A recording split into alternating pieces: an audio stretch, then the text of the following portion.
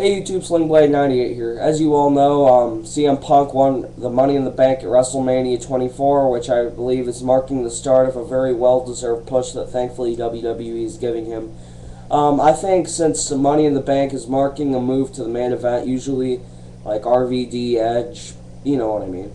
I think he should move shows now. He's interacted with the ECW roster and he's won the title enough. So I think he should not move to Raw because, as you know, their main event picture is not very lucrative due to Randy Orton, John Cena, JBL, and the main culprit being Triple H's backstage politics.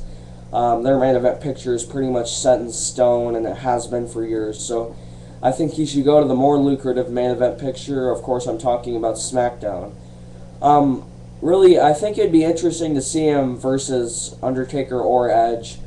If he did feud with Edge, I think here's the kind of the background on this, why I feel why he probably wouldn't be feuding with Edge for quite some time. Undertaker was originally going to be given a very long title reign by WWE after he won the world title in 2007, but it was kind of cut short by injury, and then we had a train wreck series of title matches, or title runs, so Edge, Great Khali, and Batista, I believe, won it.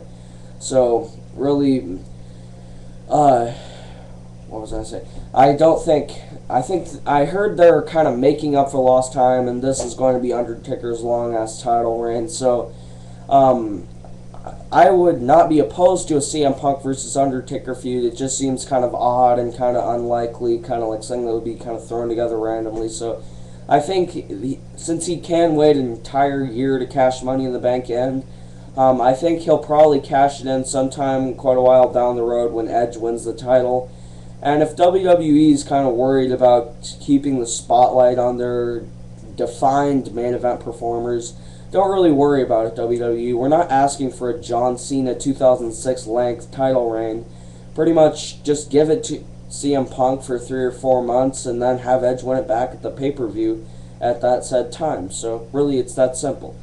Anyways, CM Punk is great. I'm glad he won Money in the Bank. I think he was the best candidate to do that. So good job. WWE's doing a great job pushing their young talent. MVP, Miz and Morrison, CM Punk.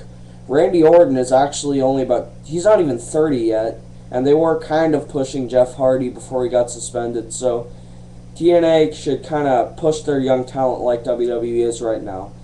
Anyways, this video will also feature an updated look at the Backlash card. First, we'll go over Matt Hardy versus MVP. Excuse me for 1 second. Kind of thirsty. Anyways, Matt Hardy versus MVP was made like a week or two ago, I believe, but this has pretty much been their first one-on-one meet in a pay-per-view since the Great American Bash 2007. I was actually there because I live in San Jose, but that was an okay match. I think this will probably be quite good. Great build, and I'm kind of confused as to why Matt Hardy hasn't won a singles title yet. If you kind of recall, usually guys in WWE who arrive as born to be mid-carders, they pretty much get spoon-fed a mid-card title to get their careers started off. Carlito got the U.S. title, Santino Marella got the Intercontinental title, and I'm really surprised that it's taking 10-plus years for them to finally give him, hopefully, a U.S. title reign.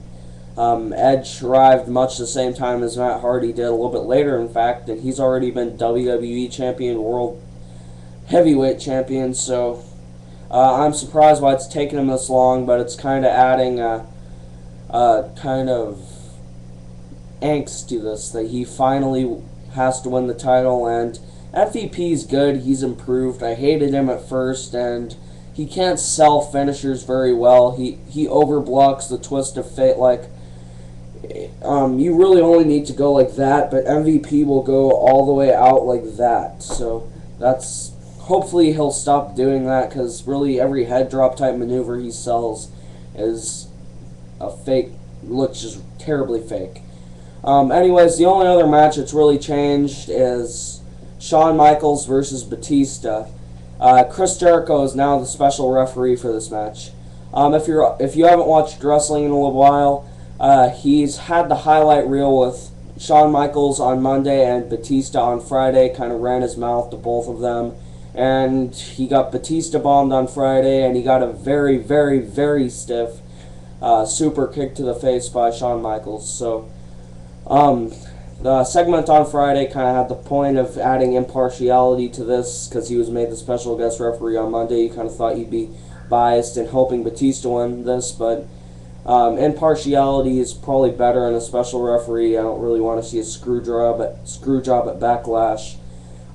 This match was looking kind of questionable at first. A lot of people were thinking, even though Shawn Michaels is good in pretty much any situation you put him in, if Batista could actually deliver as kind of a heel in this match.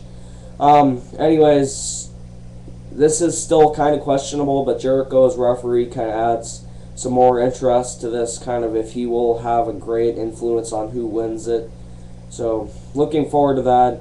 Another thing that TNA fans have been bashing like there's no tomorrow is something I believe will actually suck. The Big Show versus the Great Khali.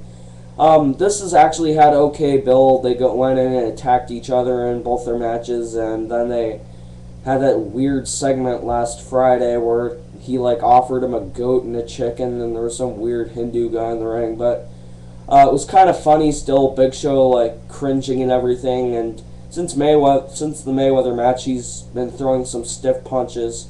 This was almost as stiff as the one on Jericho. So, okay build. The match will probably suck since Khali's move list. They should call him the man of four moves: kick, chop, claw, and chokeslam. That's all he can really do. Man. Also, kind of a quick look at King of the Ring. Hopefully, this won't mess up a character like they did with King Booker, and hopefully they won't just have Triple H win it as built for the pay-per-view. King of the Ring is on the 3-hour special this Monday. It should be okay. King of the Ring the matches have been always pretty good, I guess, and I'm looking forward to it. Hopefully they'll have someone young win it, because sometimes it's worked really well.